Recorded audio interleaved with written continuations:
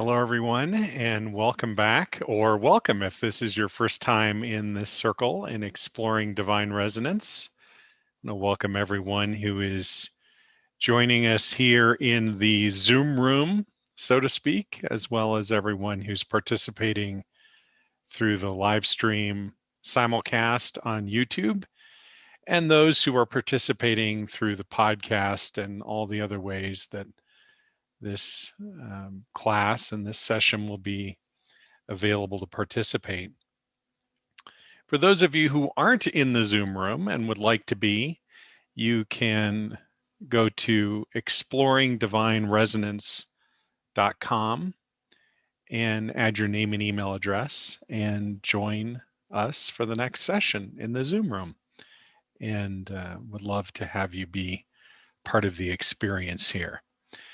Today, our focus, at least at the level of thinking, is I've announced is polarity and dissonance. We'll see what ends up happening as we get into our exploration together here in a few minutes. The first thing I'd like to do is just focus on coming together and opening the circle formally. And then we'll do a little bit of an exploration into polarity and dissonance, or whatever comes up in the circle. What I was seeing in the moments before we started today was actually a sort of conversation. I don't know if it's possible to make that happen via Zoom, but if it is, we'll have a go at it today and see how that unfolds. And then we'll transition into a more formal transmission, meaning much more in silence. And then in our final segment will be an opportunity for a conversation, for Q&A and reflections and so on. And to participate in that part of our conversation, you need to be in the Zoom room. I don't have any way of seeing the comments on the YouTube live stream. So if you're over on YouTube, I think in the description, if I got it right this week, there's actually a link where you can come join us in the Zoom room. It doesn't have the Zoom link on it, but it'll show you how to get there. And if you want to find your way into the room and participate in the conversation in the third segment, we'd welcome you for that, as well as then an opportunity to comment on the YouTube page, and I'll do my best to interact with you there as well. Okay, let's set everything else aside now, emotionally, energetically, physically, and otherwise. With your eyes closed, breathing in and out through the nostrils, palms to the sky, if all of that is comfortable for you. As always, please don't operate a motor vehicle or heavy equipment of any sort during this or any time we're together. And as you find your way into the circle energetically to that place that resonates most for you, let's do a little bit of breathing together. Deep breath in, hold,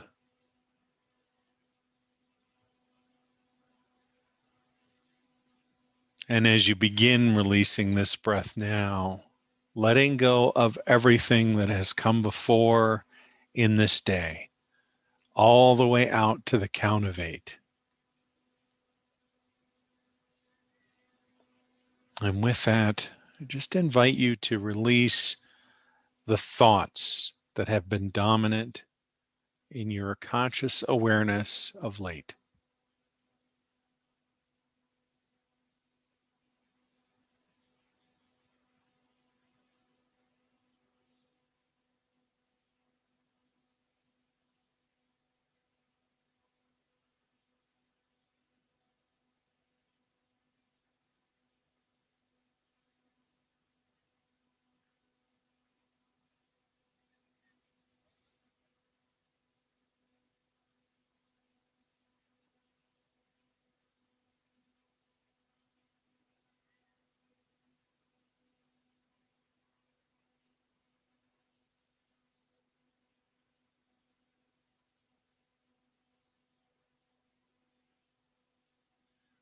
And another deep breath in.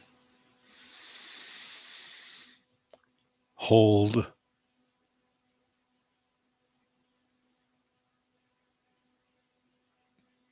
And as you begin releasing this breath now, letting go of everything that has come before since we last gathered.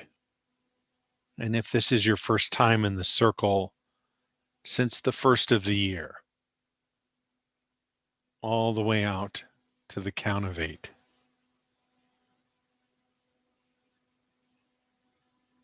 And as you release this breath, I invite you not only to let go of the thinking that has been dominant, but also the emotions that have been dominant in their expression.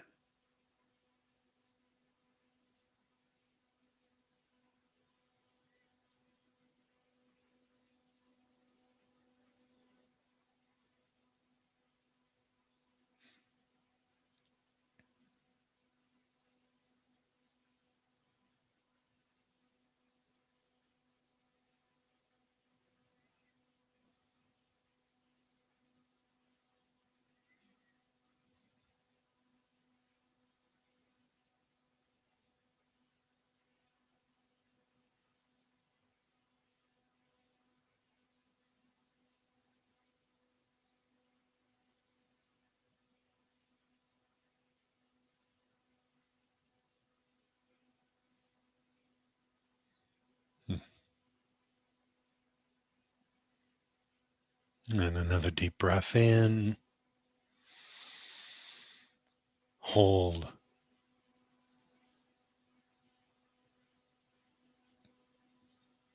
And as you begin releasing this breath now, letting go of everything that has come before since you were born, all the way out to the count of 8. Now releasing thoughts, emotions, and the dominant form or expression of being.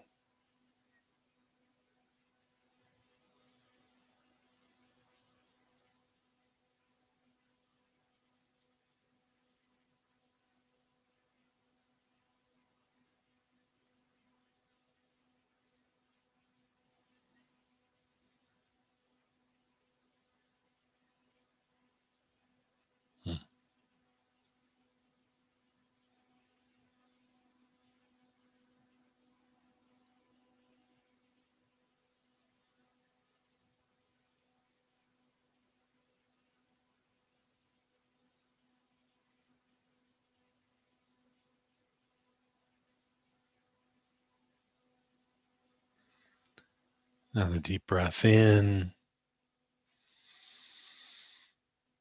Hold.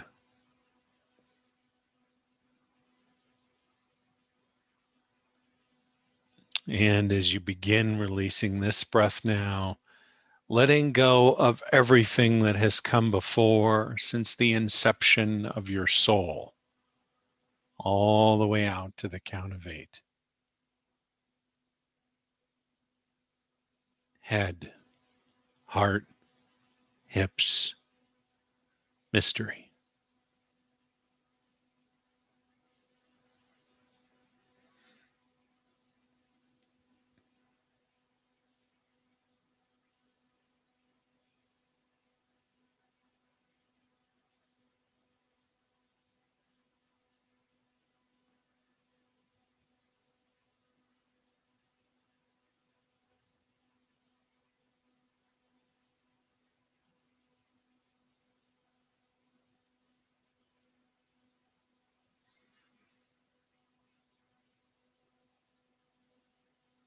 As we shift into a little guided meditation, divine connecting breath, I just invite you to continue with your eyes closed.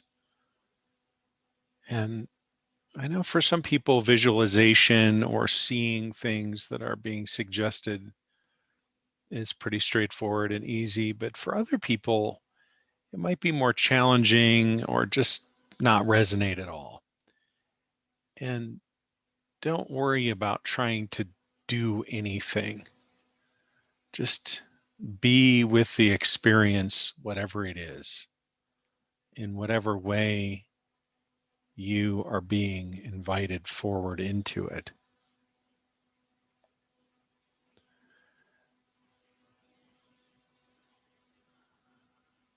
I'm pretty sure I said this, but it's coming into my awareness again, so I'm definitely going to say it, possibly again. Please don't operate a motor vehicle or heavy equipment of any sort during our time together, now or at any point. I explored this a little bit in our last time together. Some people think of it as dropping out or going to sleep. And the point is, you never know when it's going to happen. So don't drive. And more importantly, give yourself the gift of your own presence.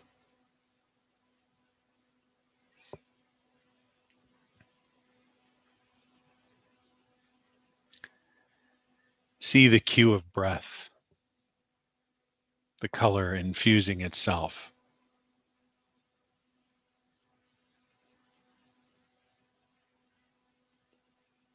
Notice as you breathe in, another unit of breath joins the cue. And as the breath comes into your body through your nostrils, there is no criteria, no condition. The breath serves you fully. No questions asked. Doesn't matter what's been done to you, what you've done to others,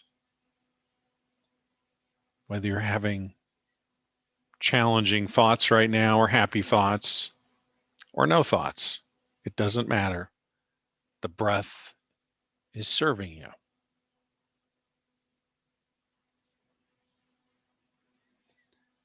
Be with the breath from the perspective of the color with the next breath in through the nostrils, up towards the crown, down into the lungs, and remain in the lungs for a time as you continue breathing at whatever tempo and depth resonates for you. See the color as it lines the interior of your lungs. And then as you move time forward, perhaps very slowly and gently initially, and then a little bit faster, notice the color showing you, the illumination, the breath through the lining into the bloodstream, and eventually into every cell in your body. We can make a simple conclusion or statement from that, and just be with the experience that follows the statement. In whatever way you might become aware of a yes or a no, a sense of resonance with this statement or a sense of dissonance with the statement. It makes sense, or no, it doesn't. Oh, I see that, I sense it, or no. And there may even be other ways that your body or your awareness provide you that feedback that are familiar or unfamiliar. As always, whatever is unfolding for you is absolutely perfect. The breath is becoming you, and you are becoming the breath.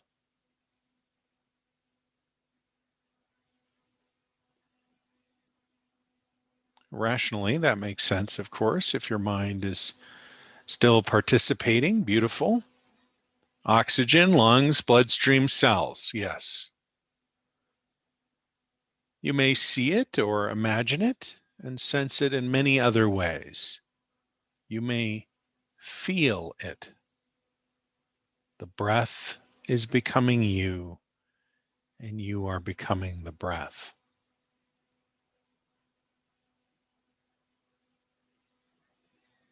When you're ready, shift your perspective very easily gently from inside your lungs to outside your body, and then stepping back or moving back until the entirety of the planet is on the screen of your awareness.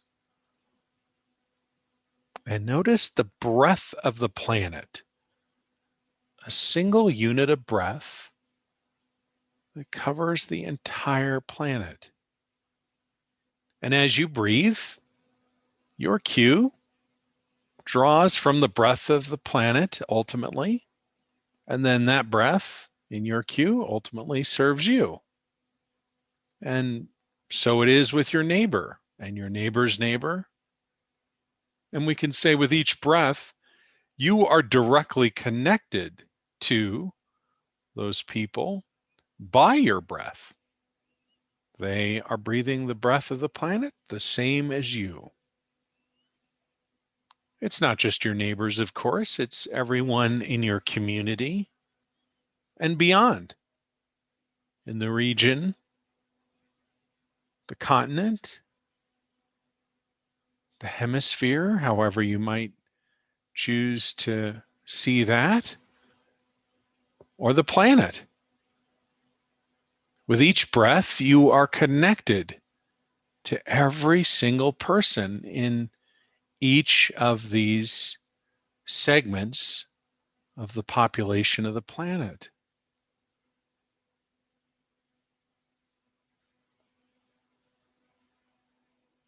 Now, inevitably, when we're doing an open line class or in person on retreat, somebody will say, I do not want to be connected to people that fill in the blank, or there's a group or an individual who really, no, I don't want that. And during this time, especially over the last year with an increased focus on breathing and what might be contained in the air, an additional caution, perhaps, the idea of breathing the breath of the planet or thinking about it or meditating on it might not resonate very deeply.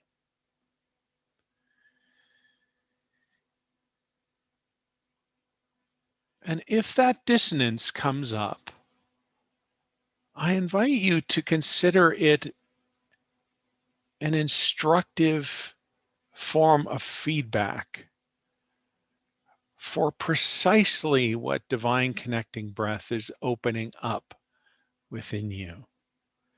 Namely, a shift from the perspective that you and everyone and everything and the divine are separate, and to the perspective and ultimately the experience that you and everyone, everything, and the divine are all profoundly and intimately connected. And if the breath is not so resonant for you, you might just think of that connection as an energetic strand or an aspect of divine light expressing in each person in its total expression, a tapestry beyond our ability to describe. It is so beautiful. It draws us as we open to the deeper perspective and experience of it, perhaps to a deeper state of awe and wonder.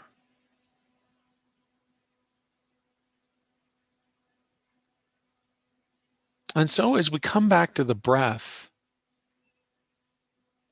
instead of the breath as a vector for separation, consider the breath as a vector, as an opening, as instruction, as a reminder of that innate connection that exists within you to the divine, but also to everyone and everything.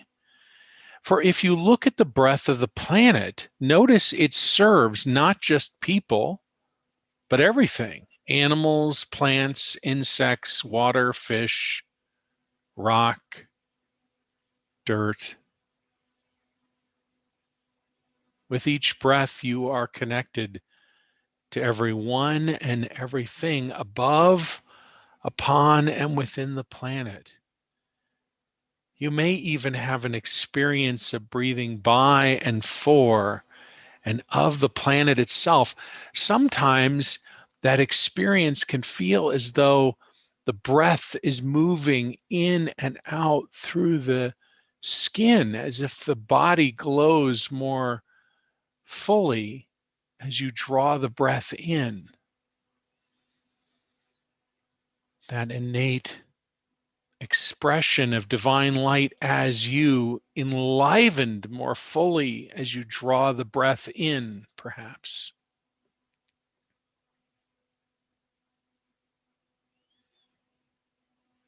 It's interesting too, because as we look at the breath of the planet, we can drop a couple of illusions very quickly if we simply realize the breath of the planet is, and while you came into the body at one point and at another, at some time in the future, you will drop the body.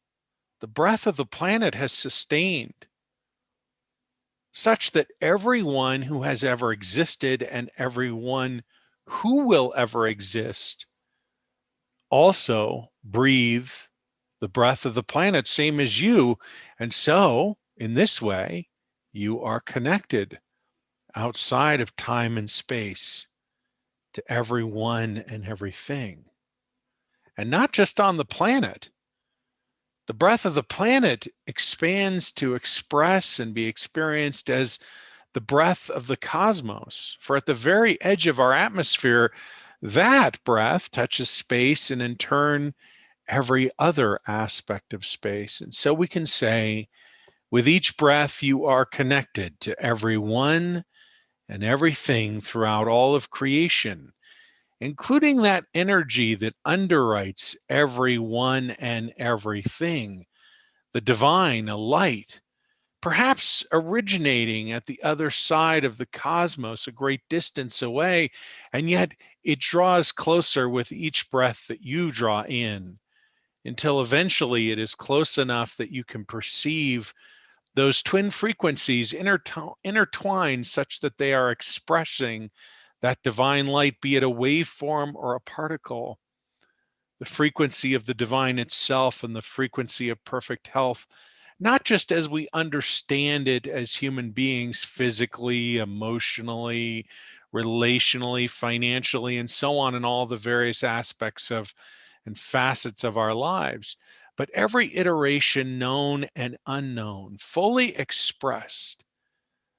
Eventually, that light connects in, perhaps initially at your nostrils and then instantaneously throughout every aspect of your being. And an invitation is extended to the smallest aspects of you. Come return to your natural state of alignment and resonance. And with that, those artifacts of dissonance appear to fall away and gather at the universal drain. For whatever remains in separation, I invite you to remove the universal plug. I'll do the same as we remind ourselves the divine is becoming you and you are becoming the divine. With your permission, let's begin.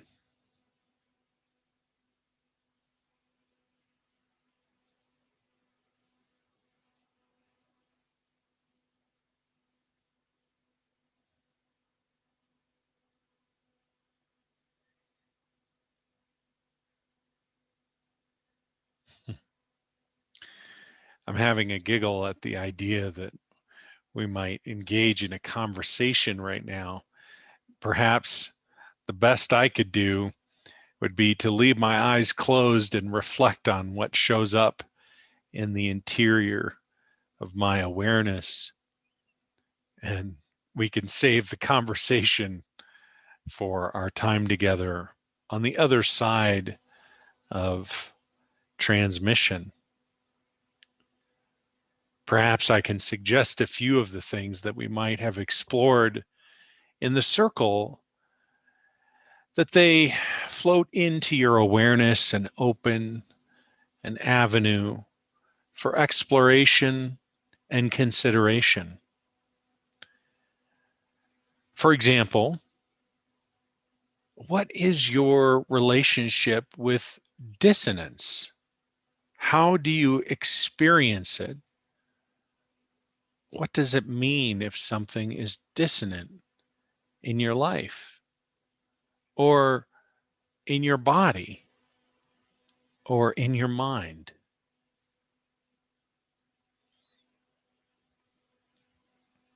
And how do you address it? Is it something that needs to be transformed? Is it okay, whatever it is?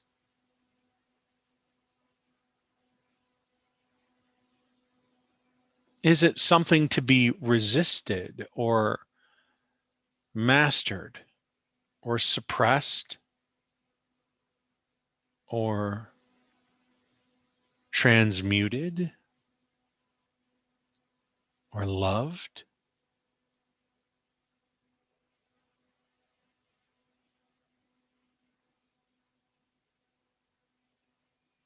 Is it an unfortunate aspect of some ugly expression out in the world that has made its way into your life in some way? Or is it a powerful reflection of something within you?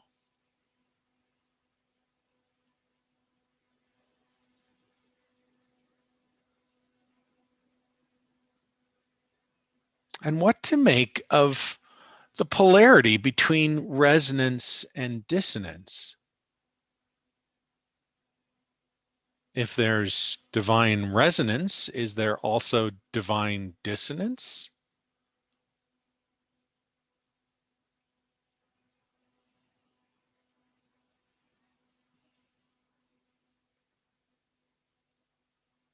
If you stub your toe, do you get angry?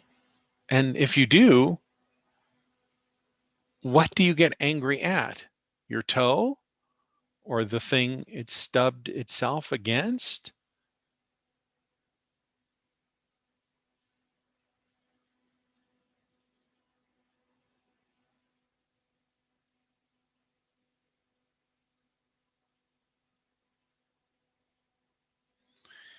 If in the process of exploring for a treasure, perhaps a peaceful opening in the woods, in the forest, a place where you can be at peace in nature. When you discover it, what is the source of that peace? Where is it coming from?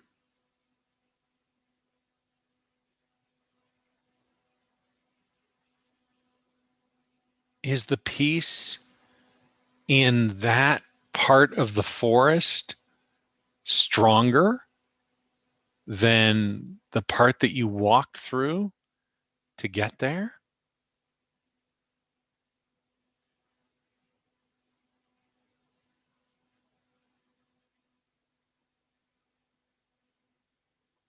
What if on your journey to this clearing in the forest, there was a hailstorm and you were pelted by hail? What if there are welts on your body from the hailstorm?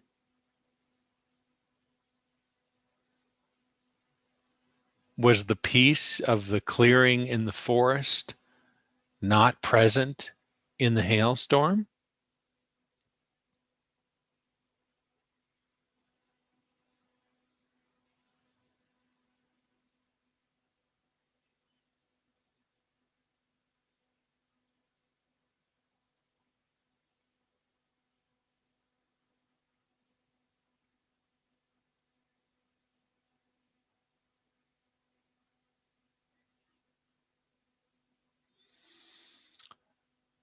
I tend to perceive an experience of dissonance as an invitation, an opening to a more complete experience of wholeness,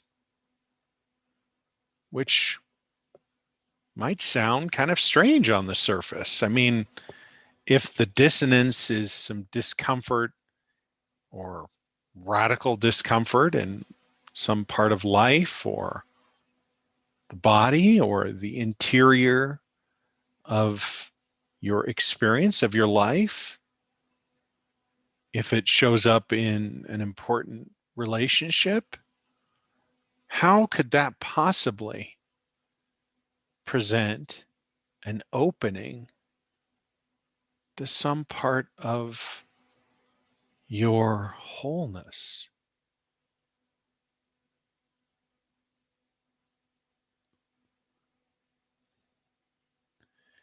I want to explore that with you, and I will. We can talk more about it in our third segment. I'm sure we'll explore it in the coming weeks in our time together. And it's not that I want to leave you hanging necessarily. It's that there is such a clear bit of feedback coming in that it's time for us to shift from this kind of engagement, which for you may not involve anything I'm saying if you've already dropped out or if you're in the process of dropping out. But if you're in the process of thinking about these things that I'm reflecting on or these questions that I'm asking, there's something else going on as well. From my perspective, it's an enlivenment of, let's just call it the divine within you. And from that flows this experience of divine resonance, but it also cues up aspects that are ready to integrate. By this, I mean aspects of you that are ready to come into a state of alignment and resonance with itself and with every other part of you. If you want to think of it in this way, to come into a state of alignment and resonance, to integrate, is sort of like a piece of machinery where all the gears are meshing perfectly and everything is working as it was built to work. It kind of sets up the wrong expectation about spirituality from my perspective to talk of it that way, but maybe that's at least a more simple word picture of what's happening in that movement of integration. But I don't know what's coming up to integrate. I don't know what your experience of it is. Only you know what it is. And you might be sitting in the circle right now thinking, I don't even know what you're talking about, Ken. I'm not feeling anything, and I have no idea what's going on. And if that's true for you, that's okay. We don't have to understand it, but I need to honor the high sign here and make the transition. So if having something in your awareness is helpful when we go into silence, I just invite you to either engage in the long form or the short form of divine connecting breath. The long form sounds something like this. With each breath, you are connected to everyone and everything throughout all of creation, the divine, the light, the twin frequencies connecting in at each of the smallest aspects and levels of your being, known and unknown, the invitation to return, the artifacts of dissonance falling away, gathering at the universal drain and appearing to leave your field. The divine is becoming you, and you are becoming the divine. And the short form is the river is flowing. And if you prefer a visualization, follow the breath from the Q to the nostrils to the crown, down into the lungs, and dropping further into the mystery of divine presence within your being. If you're concluding with this part of our time together today, I invite you to return the universal plug, knowing the transmission will come to a close. Otherwise, let's continue on into formal transmission now.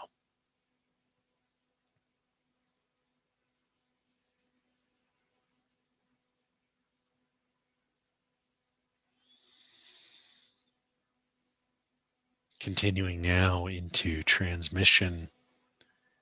It's class 2 in exploring divine resonance. I'm affirming the plug has been pulled. We have begun. And the river is flowing.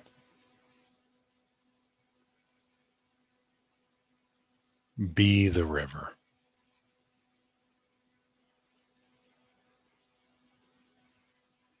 Be.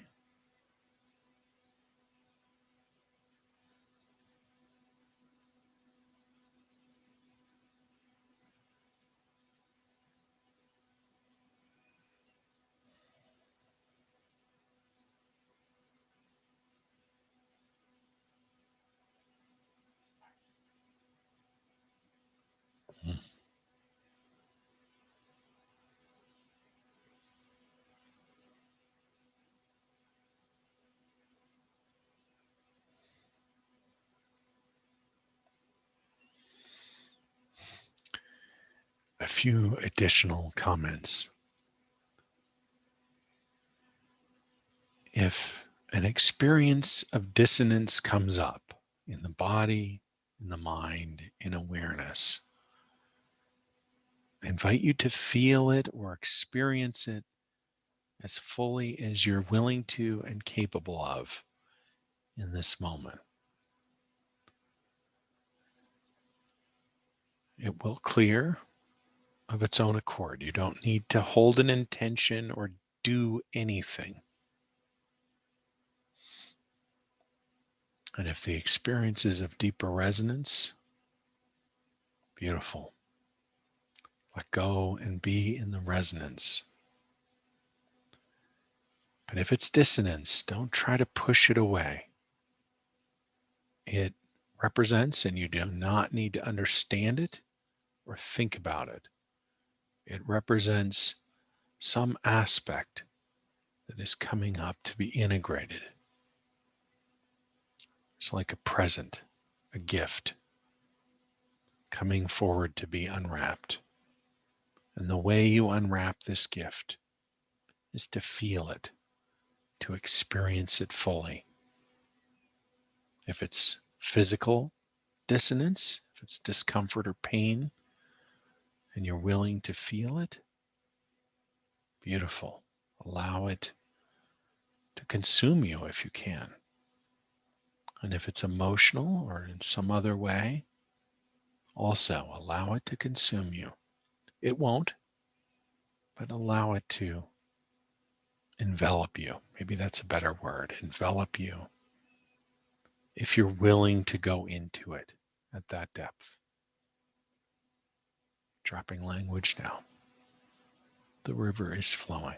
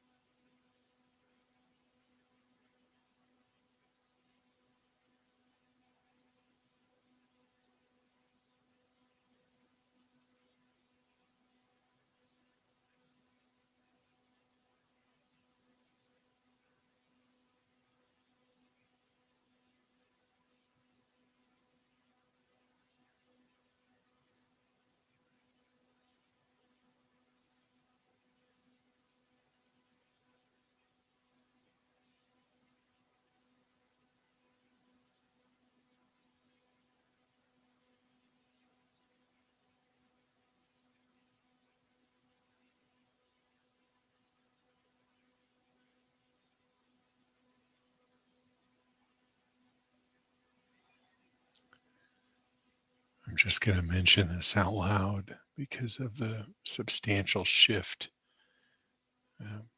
I'm perceiving it on the collective. So it may or may not be at the level of experience for you. Just a big, big shift here in the last few moments into a much deeper, embodied, integrated experience of resonance. And yeah, I just leave it at that.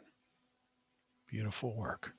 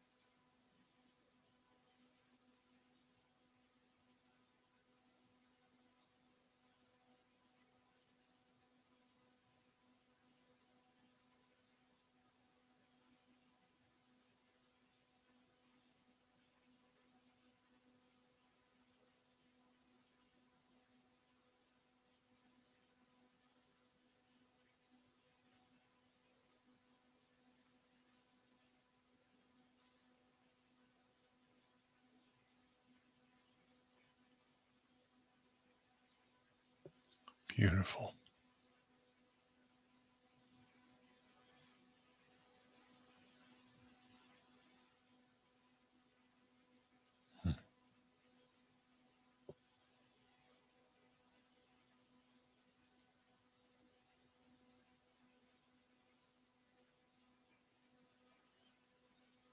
If you're concluding with this part of our time together today, I invite you to return the universal plug, knowing the transmission will come to a close.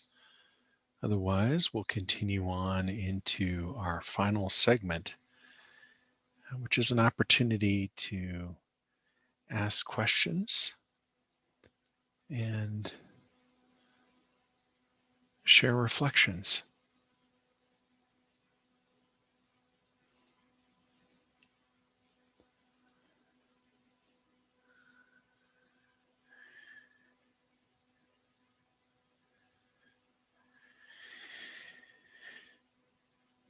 So I'll try to pay attention to the chat as well in case there are questions or reflections that come in through the chat. I just want to remind everyone on YouTube that if you'd like to participate, whether today in this Q&A or in future Q&As as we move forward in exploring divine resonance, and to those on the podcast as well, you can always formally register for the class. It's free. Just add your name and email address at exploringdivineresonance.com.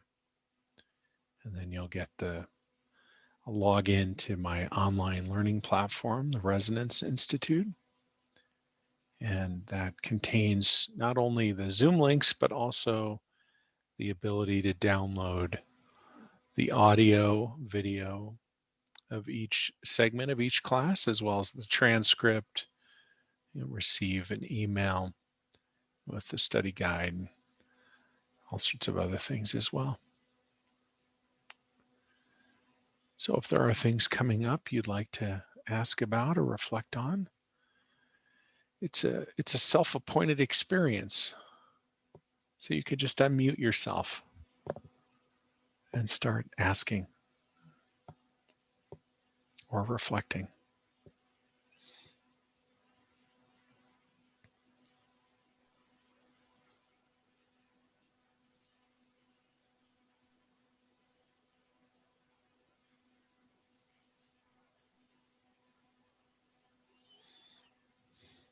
Hello?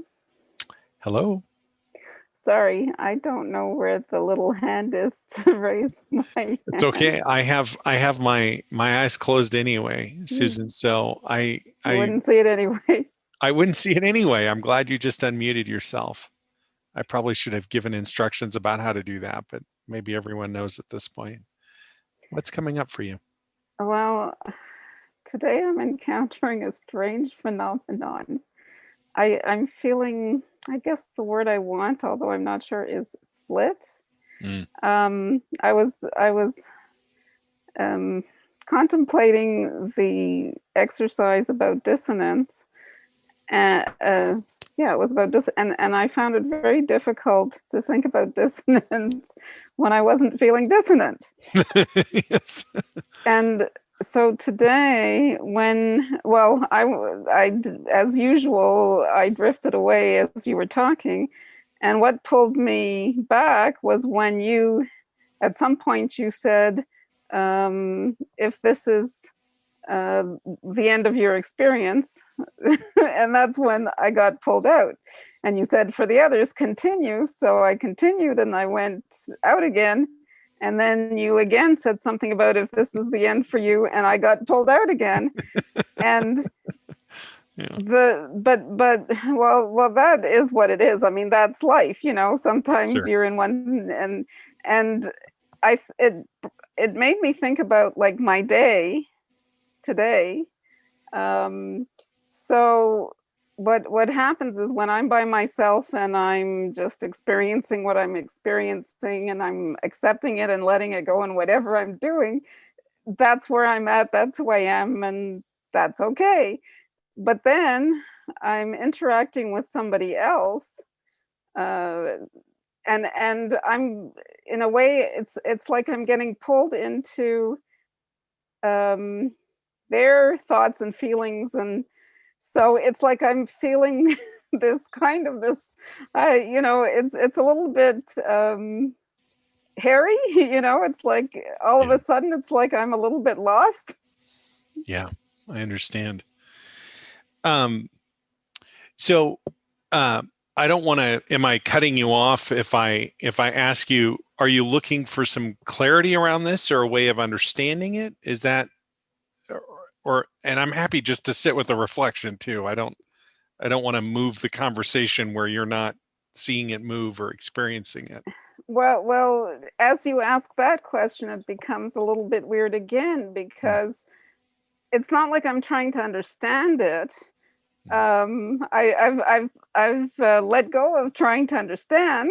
after, listening to you week after week and listening to my friend Hale Dwoskin, it's like, you don't have to understand, just let it go. But it's like 1 minute I'm in my zone and the next Right. minute I'm lost in somebody else's. And then I come home and go, why did I do that? What was that all about? And so I guess I'm wondering, it's hard to even ask the question, but like, does there come a point where I can be with other people and still not get drawn into, but just stay in my zone and be in my own, and yet still notice or be aware? It's like, I guess it's like I lose my awareness when I'm being caught in somebody else's drama. Is there some point where I can stop doing that? Or is this, the way it's going to be forever?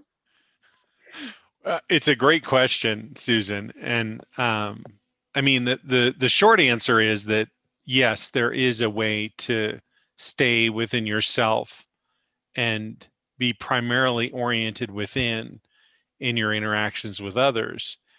And as for what that process tends to look like, I mean, I'm happy to reflect on that if that's meaningful for you or if you'd like to explore it.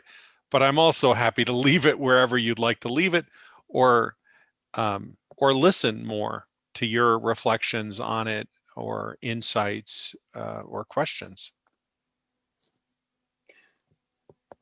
I'm, it's like I don't even know what to say in a sense anymore, because Sure. it's like whatever you tell me, I will interpret in my own way anyway.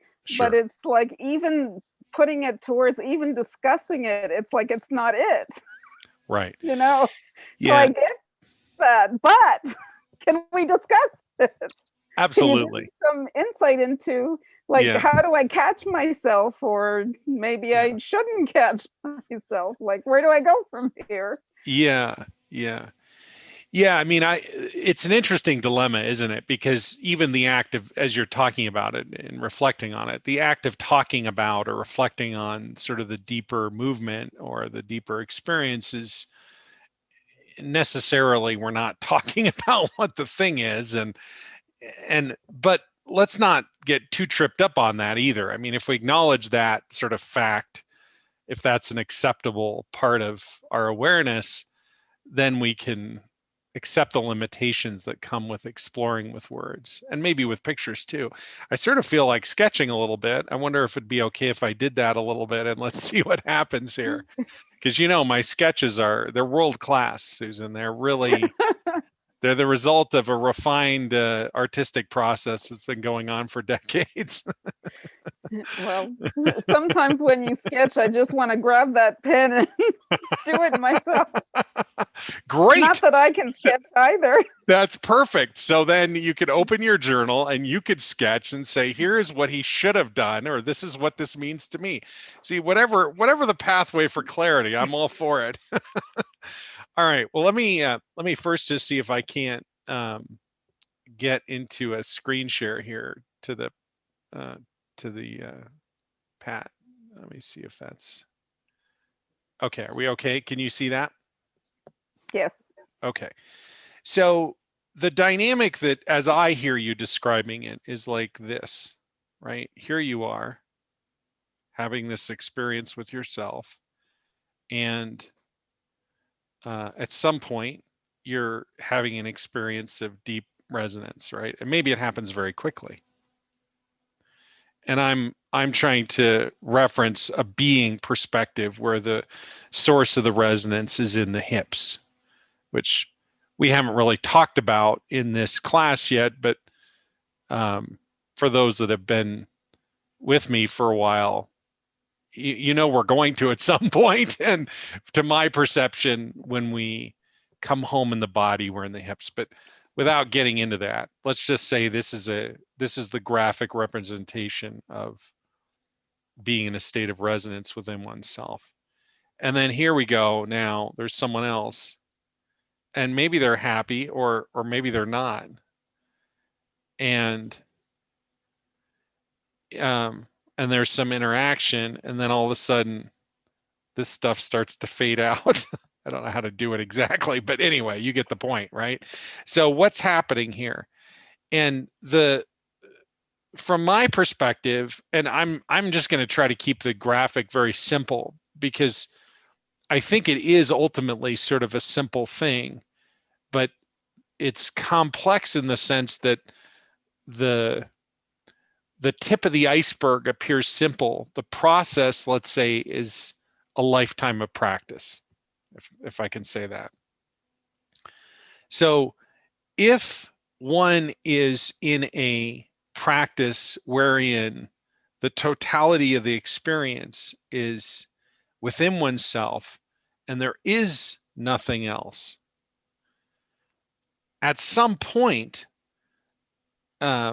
this embodiment, this integration becomes so profound that it begins to include everything and everyone. And there is no gap. I have to go to a new drawing here. Inevitably, you're already probably thinking, well, I could be doing this much better, Ken. Amen. Go with your sketch pad, Susan. And everyone who's participating, please draw your own pictures. They'll be excellent. So the point is, as we move inside ourselves, everything is here, right? So instead of looking out here and seeing, well, here's a person,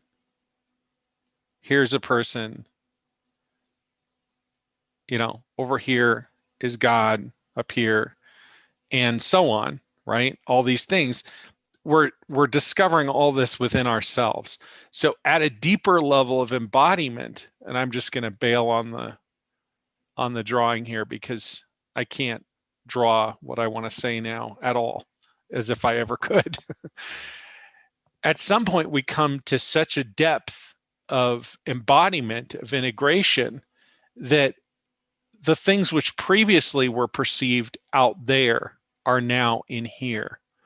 And in the incremental steps between one end of this continuum and the other end of this continuum is an experience where, let's say, I guess the word I want to use is the entrainment to divine presence within becomes the most dominant expression or experience that's unfolding.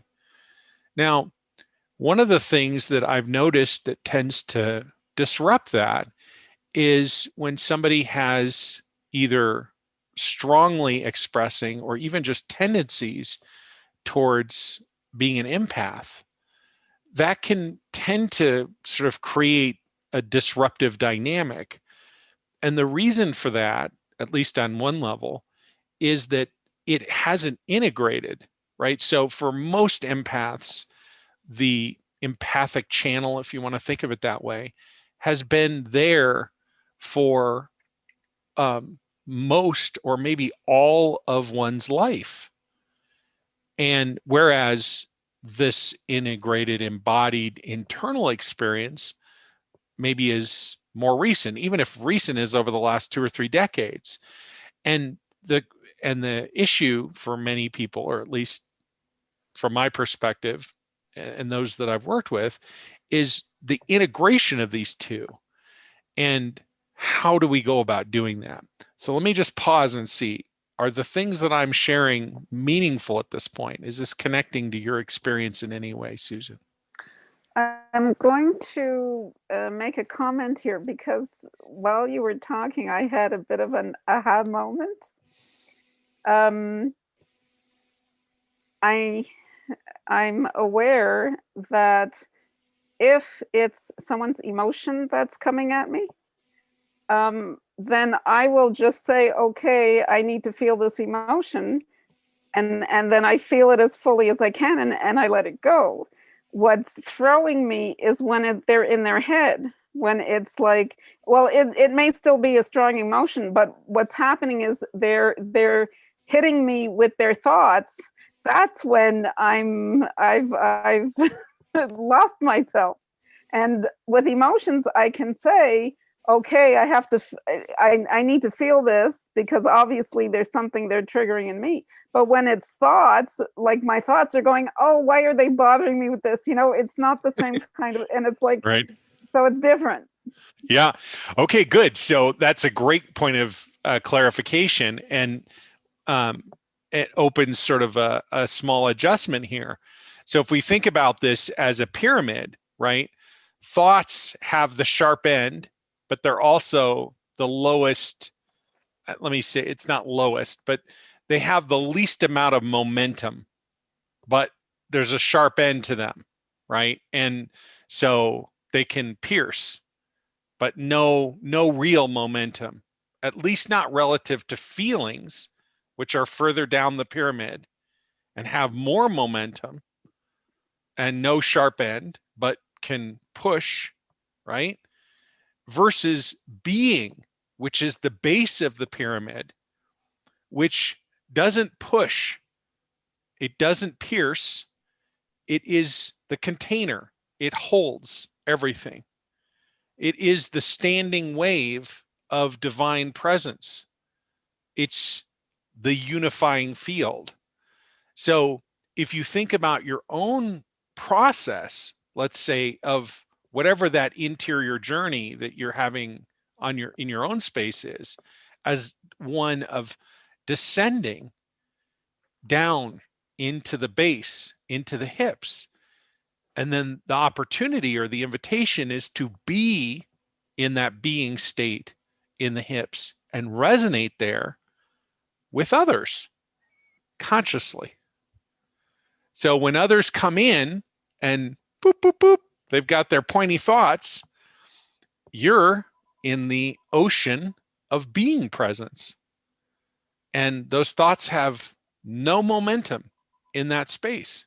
They do not need to be met by your thinking. You don't need to have a engagement with them. They have no resonance there. They're not originating from within you, and you don't have to go there. To go there would be to depart your perspective, your anchor, your being presence, and try to join someone else in their thinking. Is this resonating, or am I off in the weeds? Um, what's coming to mind is that works when we're just, you know, together having a conversation, just, you know, shooting the breeze. But I'm thinking, like, so for the sake, like, let's take a really extreme example. Sure. I'm at customs and they're hardwired to, you know, expect the worst and they're hammering questions at me. And like, so it's not like I can just step back and go, I'm not engaging. I have to interact. I have to say something. And hopefully, whatever I'm saying is not going to have them turn their suspicion on me and say, okay, move over, we're examining you, what have you.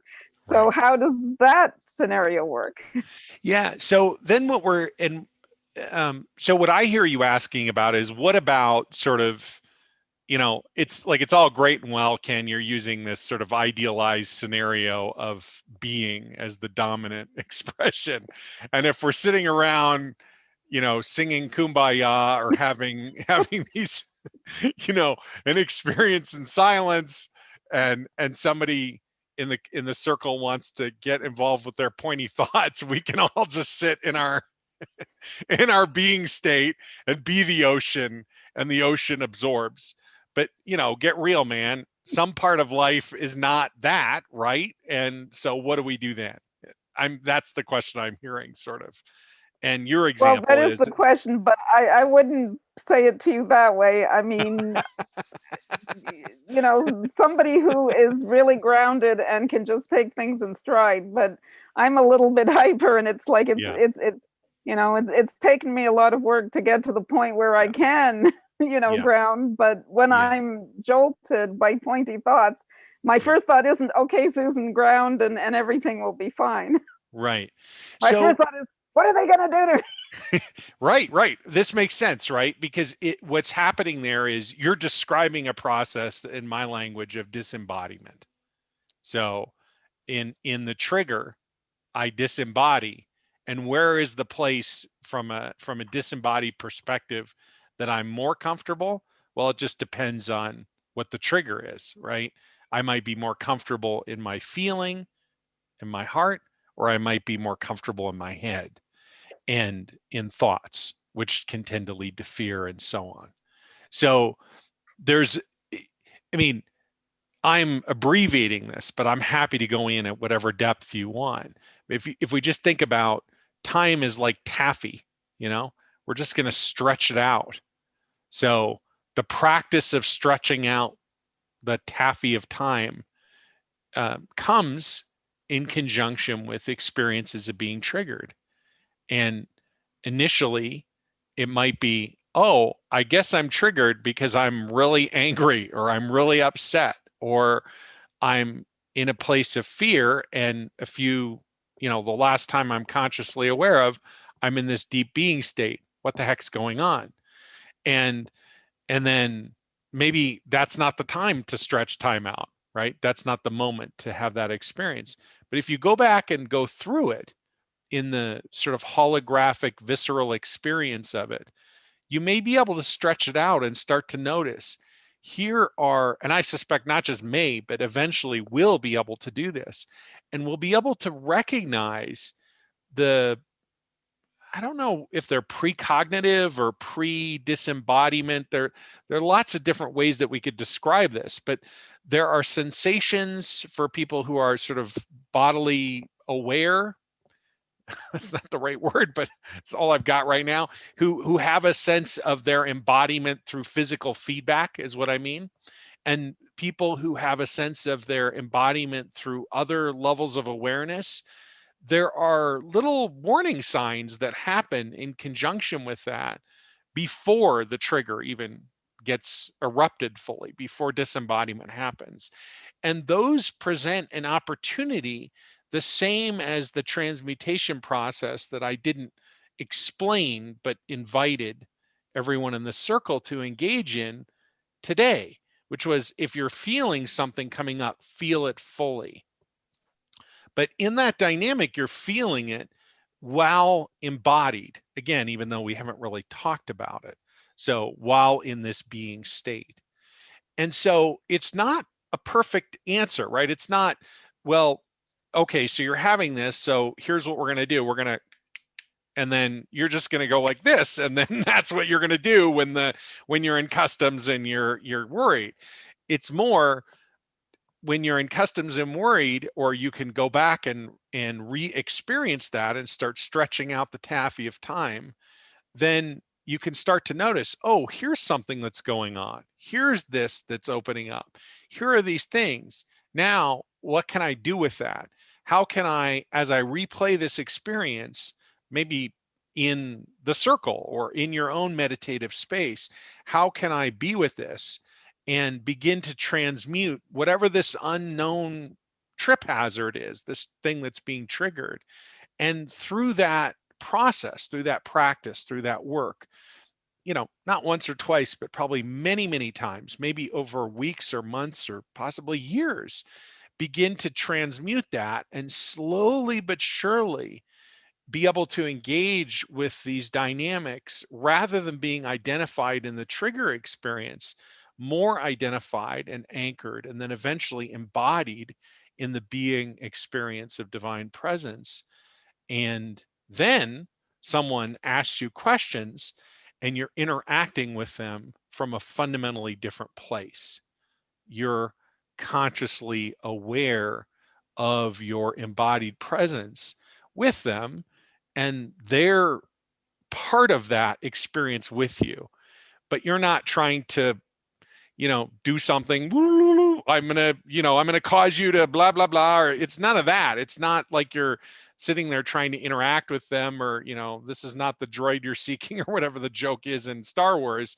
It's I'm in this being state, and as I move through life, everything is there with me, but most essentially, I am here. And then as I integrate more and more, that is my anchored perspective. And when the biggest triggers are integrated, then I am in that being state all the time, no matter what is happening. Does that make sense or resonate in some way? I look forward to that day. Thank you. Yeah, it's, I mean, I look forward to that day myself. But what I've noticed, if I think back of the last, whatever, 14 years, it's, it shifts in very subtle ways, which is another reason why I think journaling can be so helpful, because then there's a record of, here's how I was perceiving this, and there's a way to sort of go back and see progress, even when we're not consciously aware of it. But it is a totally different dynamic. You can think of it as something that's unfolding in trigger dynamics, but the thing is, it's unfolding in every part of life.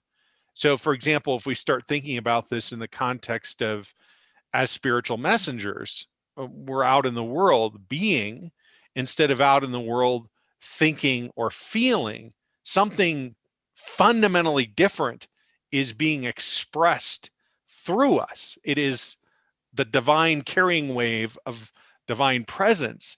And that is then enlivened within others. And it's not a function of an intention or a technique. It's back to that being presence. And that has, yes, an impact in the trigger dynamics, but it also has a profound impact in situations where you're just interacting with other people, because something much greater than you is somehow expressing fully through you, if that makes sense. Thank Thanks, you. Susan. Okay, I'm not very good at multitasking. So, well, let me just ask you, Susan, I don't want to cut you off. I said thank you, but I didn't ask if you had more to share. Is there more coming up you want to give voice to or ask about or reflect on? Well, I don't want to take up all your time. Okay, I well, can always bug you on another time. okay, well, you're not bothering me at all. And if there are other questions, that's great. We can, pass the mic around the circle, so to speak. And if there's nothing else, you're certainly welcome to ask more. Um, I've lost my mouse on the screen. Here we go. Here's my mouse now. Okay, I don't think I've missed anything on. I don't think I missed anything on the chat. So if there are other questions or reflections or anything else coming up in the circle, you can just unmute yourself, which I assume everyone knows how to do. On your screen, I haven't participated in on a mobile device, but on my computer, it's in the lower left-hand corner to unmute. So you just unmute yourself.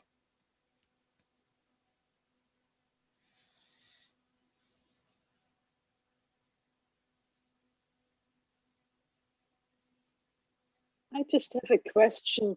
If you in a state where you can feel something in a certain spot in your body or whatever, and you have kind of put attention to it, but then it shifts to a different spot, and the first one is not totally resolved. Do you go with the shift? Because that might have a much more density or whatever you feel there. Or do you stay with the one which you're working on? It's a great question, Angelica. I'll tell you, so I have two completely opposed answers to this, and I'm sure it's a shocking development for you that I can't just give you one answer. I want to have it both ways. May I please have it both ways? Yeah. On the one hand, so maybe I want it four ways. Okay, so when I'm facilitating, there are two things that go on for me. Like if I'm working with someone one-on-one and there's something going on and I perceive that, let's say I perceive it without a discussion about it. It depends. I might stay with both aspects of now this expression of dissonance, or I might stay with the original. And the reason that I might stay with the original is, and I think this will make sense to you, but I hope it makes sense to everyone in the group, or at least you just sort of open to the idea that I'm talking metaphorically, but I'm also not. So I don't know how to help navigate that more. But basically, it's like there's a fire, and the fire is being stoked, right? There's a bellows that's just helping stoke the fire, and that bellows is all about presence. So the first expression of that presence is stoked or facilitated or enhanced through soul embodiment.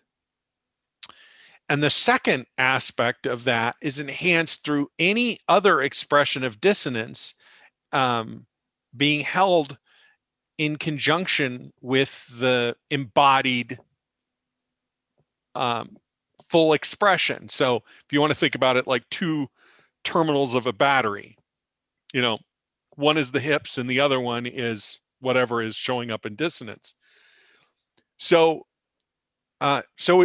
it sort of depends on where that second spot is, actually, how I perceive it, right? If it's further away from the hips, then I let it go until the fire here gets going, if you understand what I'm trying to say. But if it's closer to the hips, then I'll include it, because this somehow this whole thing, and I'm not doing anything with it. I'm not holding an intention. It just is. It will take care of itself. That's divine presence, that's divine light, or whatever you want to think of. When I'm doing that with myself, I've also found this in working with people, that this can come up sometimes. Sometimes it'll feel like chasing something, like it'll go here and then it'll go here and then it'll go here. And so I can remember that happening a ton early on for me. And I started realizing that it was sort of a reminder that I might be getting too involved in the micro experience rather than the macro. And that has more to do, let's say, with how I perceive God expressing through me than any kind of instruction or advice I would give. But you may have a sense of that within yourself.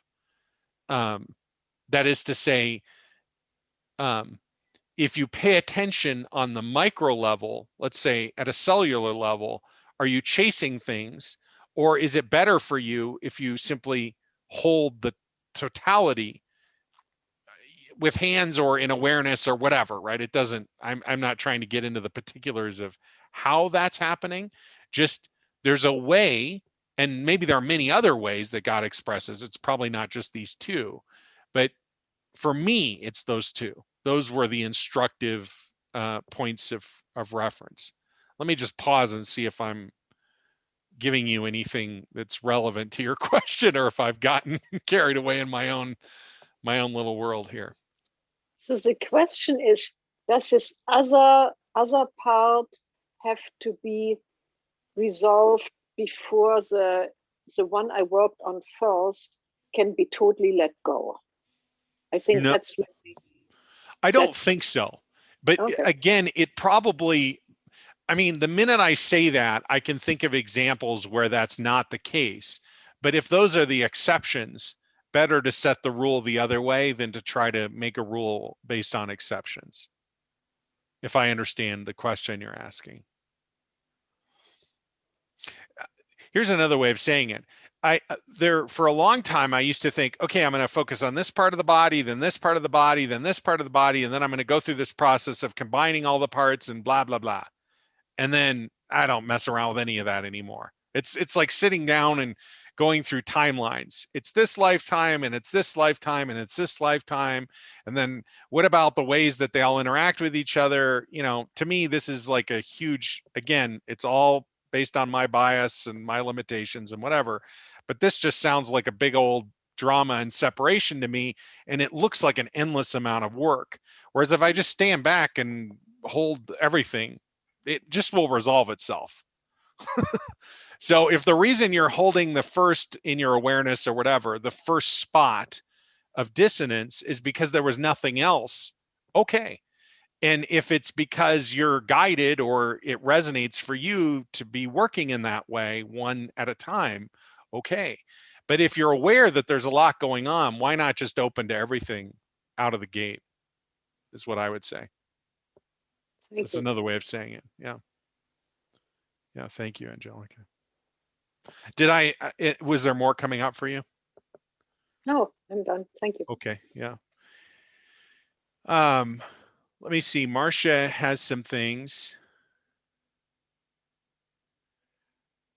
Let me see if my eyes are going to work here.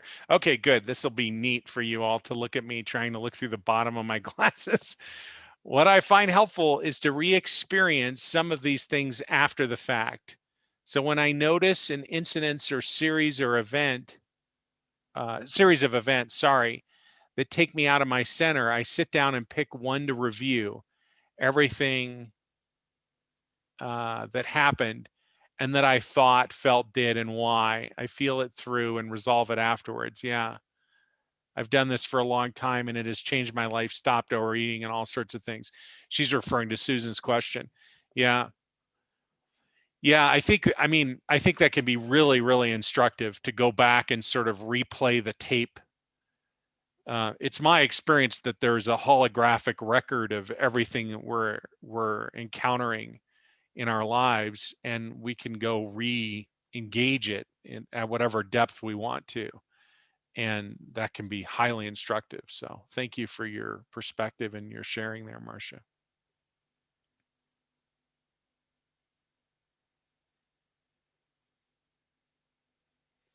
Let me see if there's anything else coming up. I originally said I was going to hold about a half an hour. It seems that we've run a little bit over the half an hour for the third segment, but I'm fine with that. I think as long as it's instructive for everyone and there's some meaningful thing happening, I'm happy to have an exploration of that. Yeah. Someone's got a mic open. Janet, do I see that correctly? Hi. Thank you so much, Kim, for doing what you're doing. Oh, I you're really welcome. appreciate that. Thanks for being here. So if we're in divine resonance,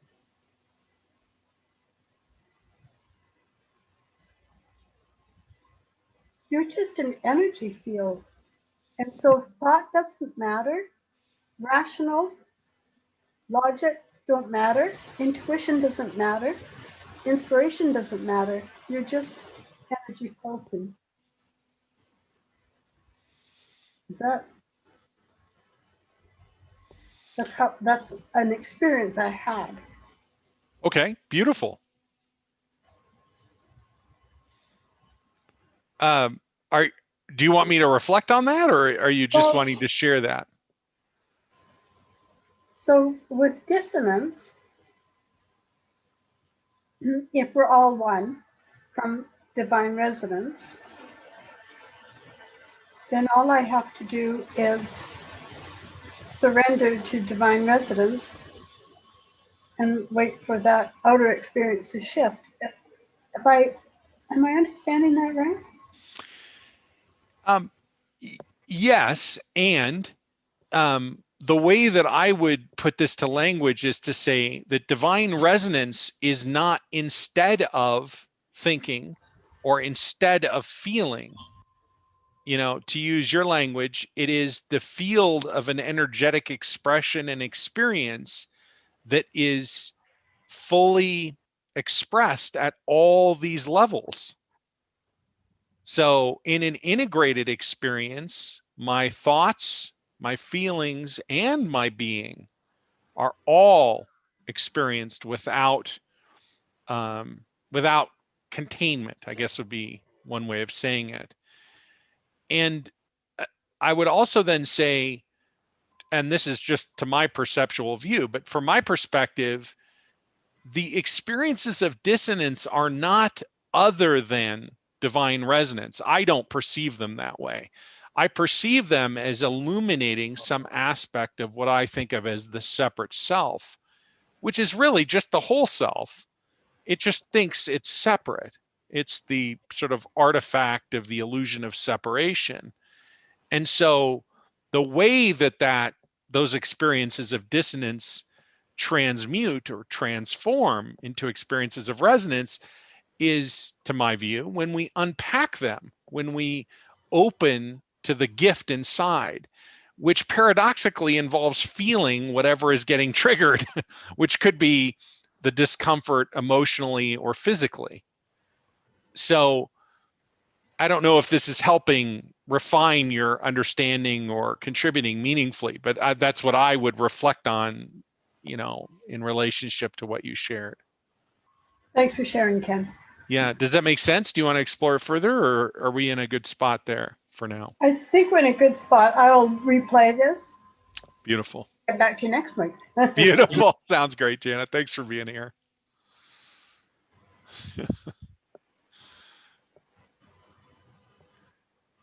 Yeah, there's a lot of,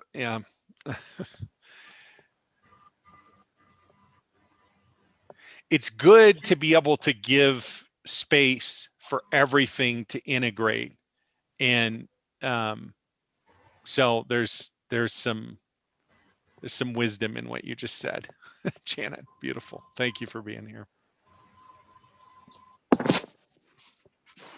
So Ken, for me, I think these last couple of questions, I'm starting to understand, and from the experience we had, some of what you talked about, the different levels of embodiment and whatnot, because for me, for some time, my levels of dissonance has been what I would refer to as physical discomfort, Sure. Not really, but areas of discomfort that seem to move around from spot to spot and actually seem to be connected to anxiety and fear rather than a physical illness. And on some deeper level, I know that there's nothing seriously wrong, but in that state of unembodiment, I guess you could call it, I feel that, my mind automatically goes to it. There must be some health issue. There must be some problem. Sure. And that generates fear, which exacerbates the situation. Sure. And then in resonance, and when I dropped out and sort of felt into it, like you said, I started to see that dissonance could be resonance. It could be healing that's going on, because feeling into it, it's not so much discomfort. I mean, in some areas when you feel into it, there's some tingling, there's some almost like information. It's not even, I don't even know if you could qualify it as discomfort. And it's so different from how my mind reacted to it as it being a problem than letting it move around in that state of resonance. Maybe it's not dissonance. Maybe what's really happening is healing.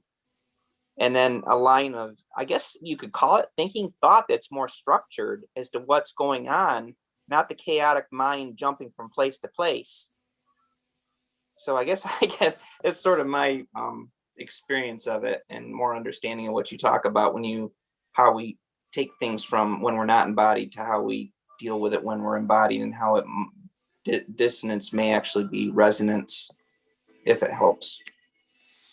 It's brilliant, Brian. I always appreciate what anyone has to say and reflect on their experience, because I think it's much more instructive than my own perspective, which is of course limited. So when we all share from different perspectives, I think it's not just instructive for me, but for everyone in the circle. So thank you for sharing. And what you're saying is meaningful on so many different levels. It sounds like a very powerful experience as well. Yeah, this takes a little bit more to integrate it, but that's my understanding of it. Yeah, it's brilliant. I think what I'm hearing you say that I think is a really powerful point of awareness is the initial reaction to experiences of disembodiment, which the mind may categorize or interpret in ways that are associated with things that are very uncomfortable or unpleasant. Once you're having an experience of being present with it, that experience is changing dramatically as you go into it. That's a big deal. Big deal. Yeah. Brilliant. Thanks, Brian. Yep.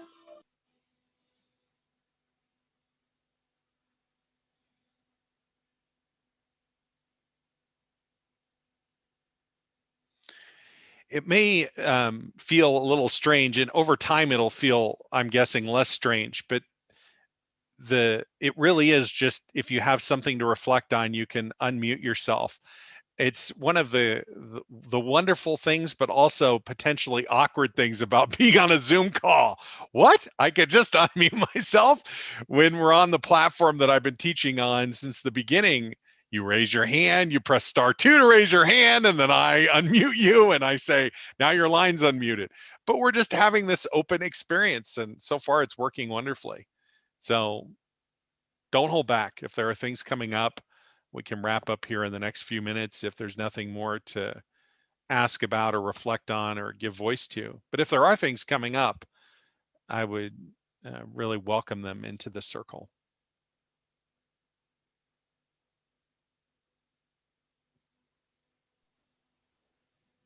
Okay, I'm back. Okay, thanks, Susan. I wanted to talk about this empathy that you've brought up more than once.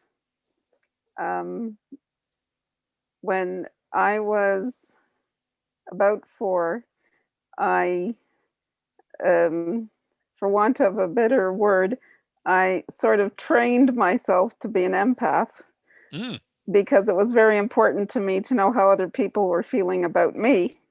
So I became very sensitive to what emotions were coming at me. And as you described, it started getting in my way, because then I started worrying about, like, I'd feel some negative emotion and I would assume that it's directed at me, and so it became a whole thing of its own.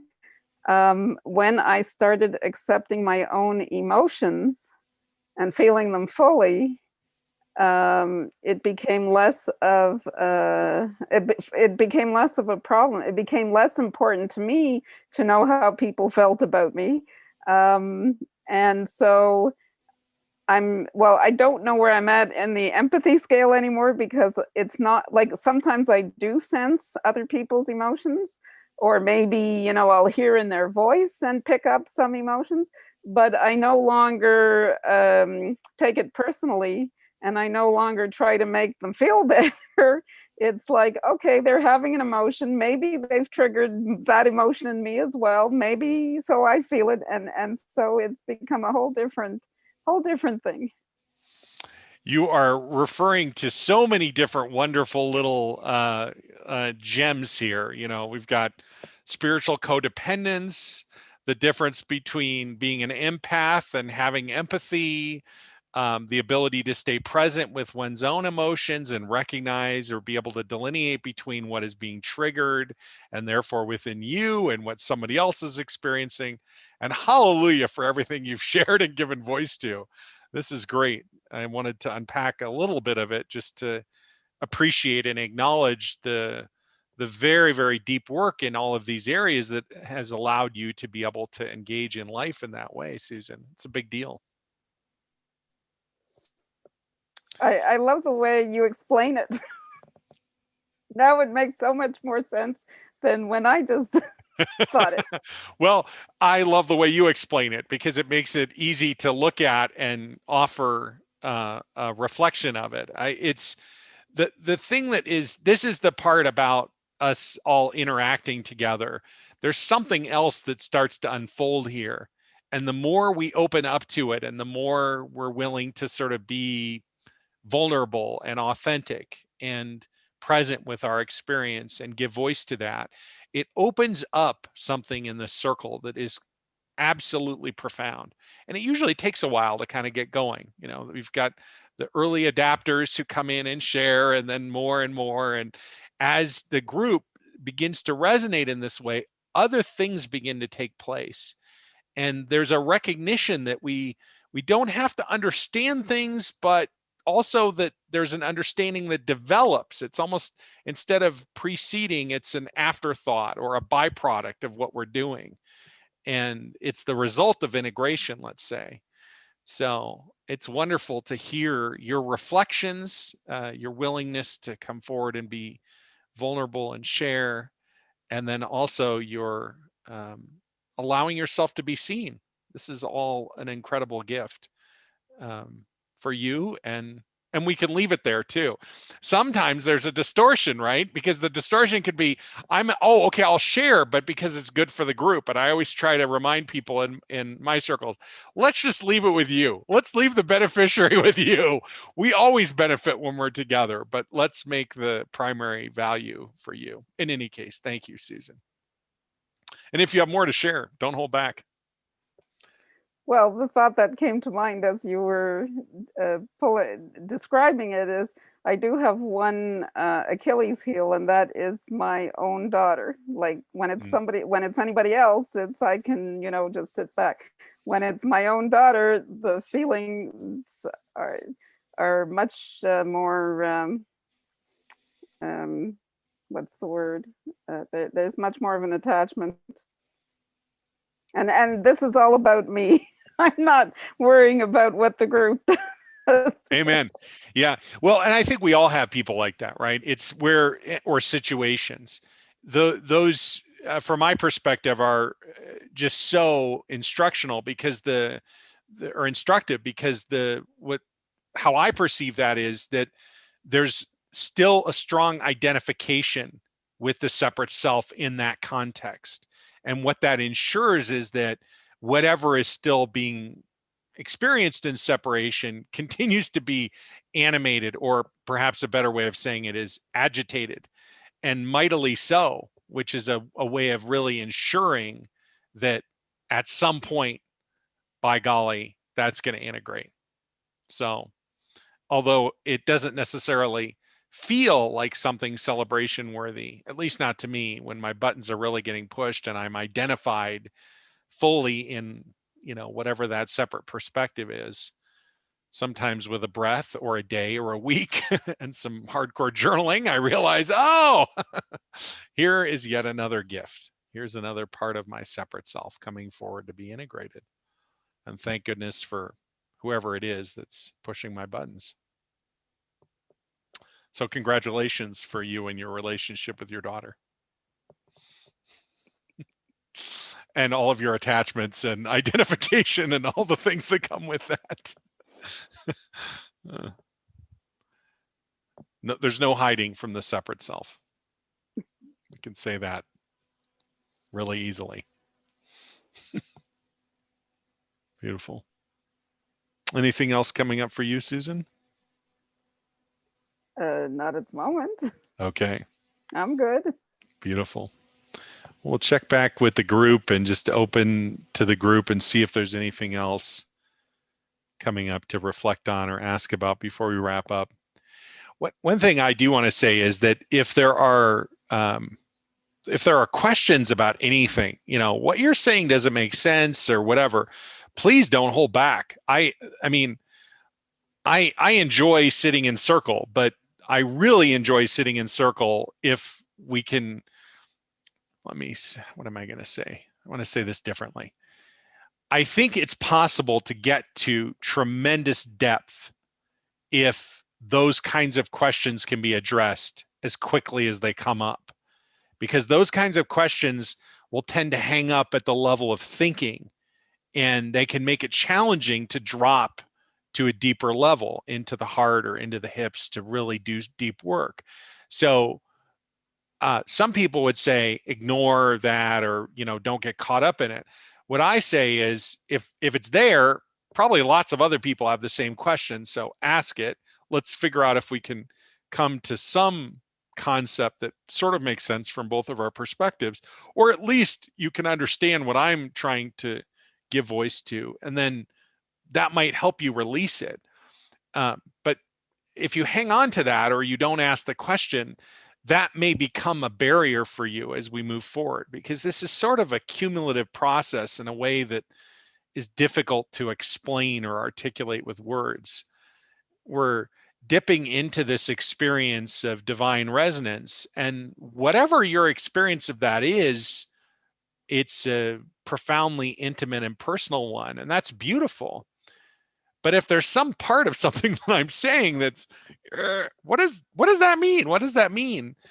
That gets in the way of that interior experience that is available for you, or it can. And why not ask the question? or have a conversation about it, whatever it is. I have a question, Dennis. Yeah, go ahead. No, I get hung up, as you know, I emailed you. I get hung up on the questions, but I did look over the questions for and I can see I'm getting stuck in the mind stuff. But what I noticed, the definition of polarity and dissonance are so close. See if I have this right. The polarity is defined as two opposite contradictory tendencies or opinions. And then is the dissonance is the lack of harmony and a clash or tension resulting from this two combined. So would dissonance be the feeling, and the polarity is how would you define the difference, you know? Yeah, Annie. So what I would refer to is the polarity is sort of the structure, and the dissonance is one experience of one aspect of the polarity. Okay. Does that make sense? Yeah. Okay. Yeah. Because the cognitive dissonance, I know that from the psychology term. Right. The mind, there's the mind and the body and the feeling.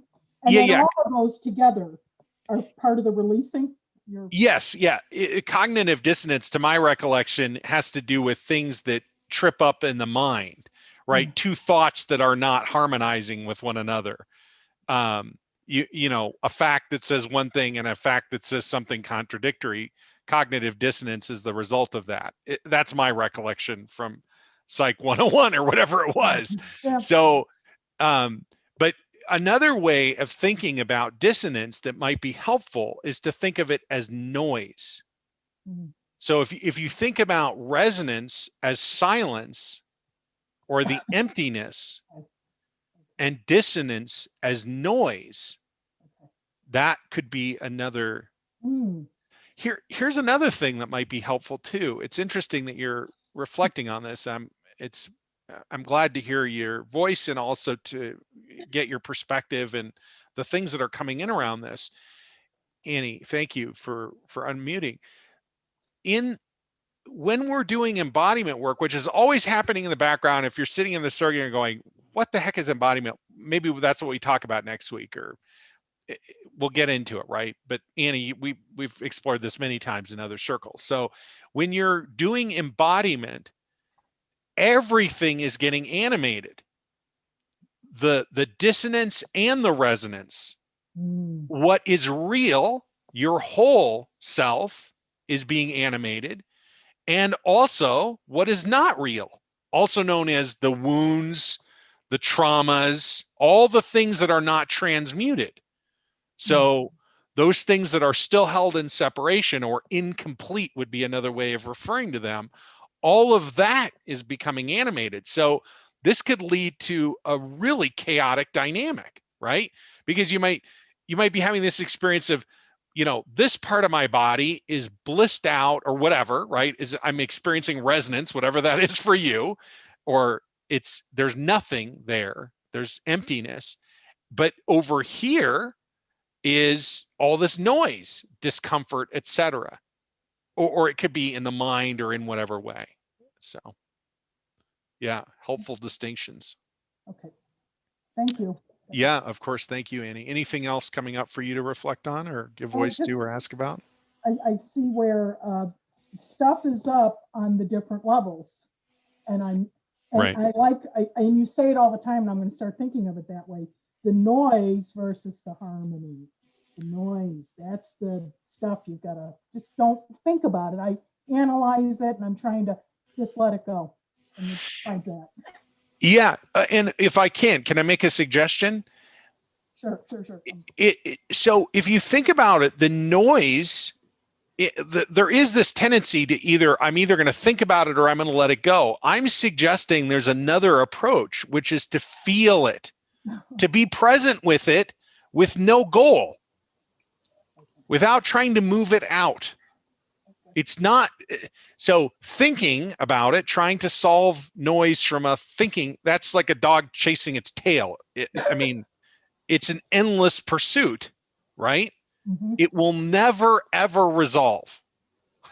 But most of us need to figure this out for ourselves. We personally need to have the experience, you know. the first billion times I heard that, I thought, yeah, but I'm going to be the one that figures this out, right? There's my separate self going, I'm going to flex my muscles. I can do it. I can do it. I can make this happen, right? But okay, so there's that. And then there's I'm going to let it go, right? Which is, I'll surrender it. But the problem is, if you try to let go of something that is incomplete, it can't be let go of. Oh my goodness. There's no way to dismiss it. If you take a stage 2 approach and you go, I'm going to box this thing up and I'm going to control this thing and I'm going to do with this, I just think about your life, let's say you did that 20 years ago. How'd that turn out? It's like you just created a Vesuvian volcano with this issue. Maybe it was blowing up this way, and then later, 10 years later, it blew out this way. It looked like it was different, same thing going on. So now you get a chance to feel the volcano that blew this way instead of this way. Again, we tend to have to realize this. It's like talking about it isn't instructive. It's the experience of going through it. Are you releasing layers of it though? Are you releasing layers when you think, oh, I got that all fixed, I released that, and then you find out, like you're saying, it's just going to be another direction. It's going to come at you differently. It's still there, Yeah. aspect. Yeah, I mean, this is like the trick of the separate self, right? It's like, I'm going to get done with this. So I'm going to do all the work on this issue, and then I'll be done with it. And then I can move on. Then I will have arrived.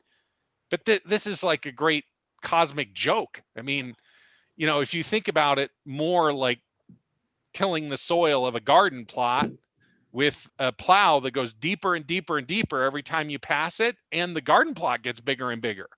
So you're living your life and you're like, I started plowing an acre plot and now I've got 1,000 acres that I'm plowing. And I started with a plow that was a few inches into the dirt, and now my plow is 10 feet deep. Well, no wonder you keep turning up old stumps and rocks and other things that are showing up to be attended to, because you got the stuff at the surface out of the way.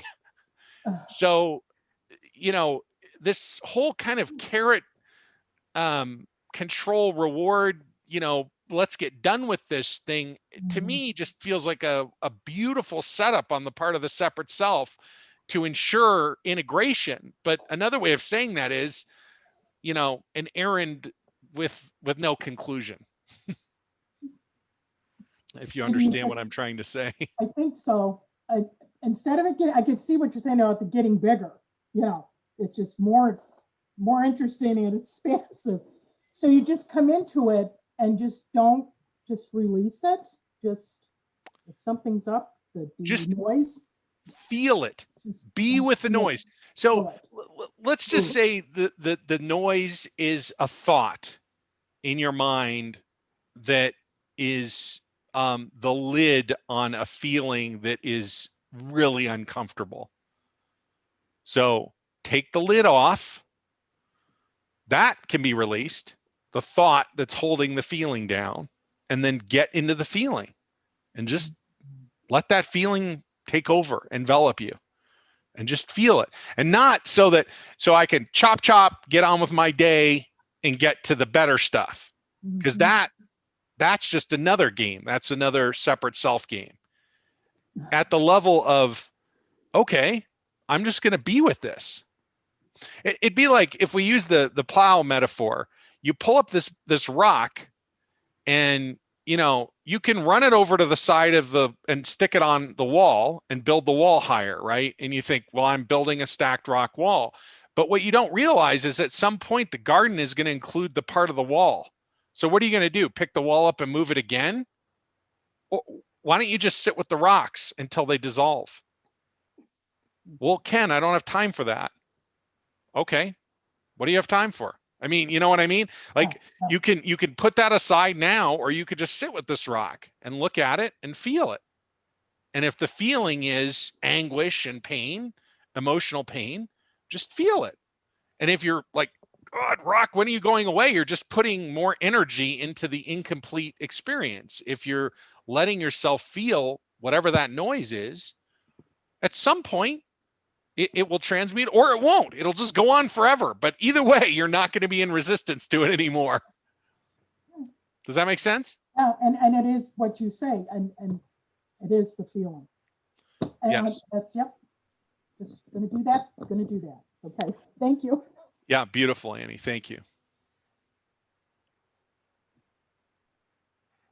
That's great. Let's see if there's anything else. I don't see anything else coming in on the chat.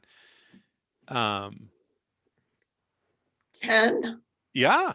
I just wanted to say I'm so glad to be here. And it's so interesting to see Annie and Angelica from a month ago or years ago somehow, because I mean, I remember them. I'm not sure that I've ever spoken to Annie. But anyway, so it's just good to realize that, you know, some of us have had little connections going back for a ways. Oh, I'm so glad you gave voice to that. And I'm so glad you're here, Judy. It is wonderful. We have people who have been in various aspects of the community for years and years and years. But because I had such strong resistance to getting on a Zoom call or turning a video camera on, you know, it took until about a year ago for me to even start doing that. And till this class to just open it up as something that's available for anyone, a free offering, a free opportunity to go exploring together. And I'm glad you're here. Thank you for acknowledging that. And, but more importantly, for being here, Judy. It's great to see you. Thanks. Good to be here. Beautiful.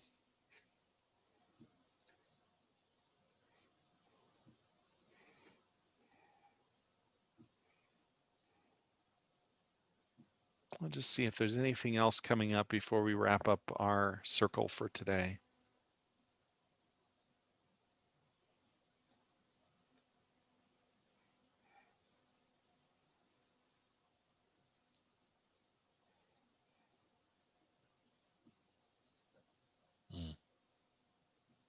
Okay.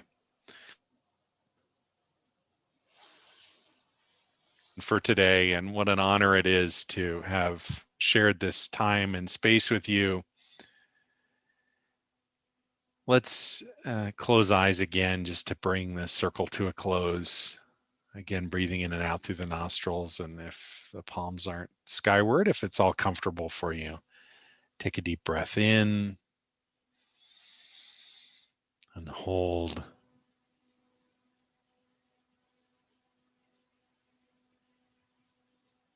And as you begin releasing this breath now, letting go of all the ideas, even the ahas.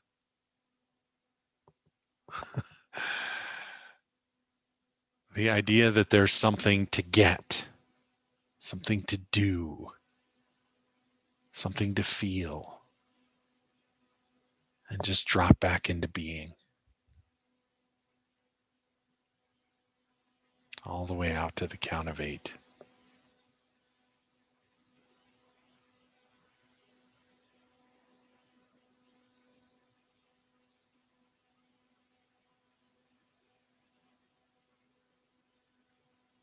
And when you're ready, I invite you to begin returning the universal plug. I'll do the same as I bring this transmission to a close.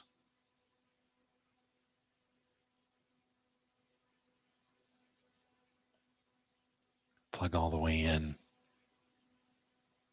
concluding our beautiful time together here.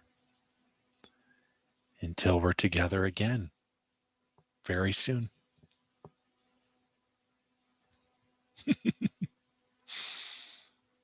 Thanks for being here today. Thanks for being part of this circle. Thank you for the opportunity to explore